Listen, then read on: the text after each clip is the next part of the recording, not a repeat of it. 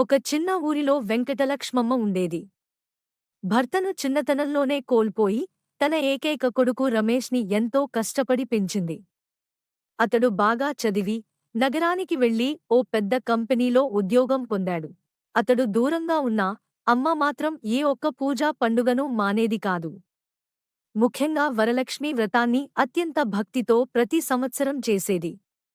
ఇంట్లో లక్ష్మీదేవిని అలంకరించి, నైవేద్యం పెట్టి, దీపారాధన చేసి, తన కొడుకు మంచి జరగాలని దేవుడిని ప్రార్థించేది. ఒకసారి రమేష్ ఫోన్ చేసి అన్నాడు, అమ్మా, ఈసారి ప్రమోషన్ వస్తుందో లేదో తెలియట్లేదు. చాలామంది పోటీదారులున్నారు. నీ వ్రతం నిజంగా ఉపయోగపడుతుందా? వెంకటలక్ష్మమ్మ చిరునవ్వుతో, నాన్నా, వ్రతం వల్ల దేవుడి ఆశీర్వాదం లభిస్తుంది. కాని అంతకంటే ముఖ్యమైనది మన నమ్మకం. విశ్వాసంతో చేసిన పూజ ఎప్పుడూ ఫలిస్తుంది. ఆ రోజు ఆమె ఎంతో భక్తితో వరలక్ష్మీ వ్రతం చేసింది. పూలతో అలంకరించిన అమ్మవారు, వెదురు బోనం, పసుపు, కుంకుమ, నైవేద్యంతో కూడిన వాతావరణం ఎంతో పవిత్రంగా మారింది.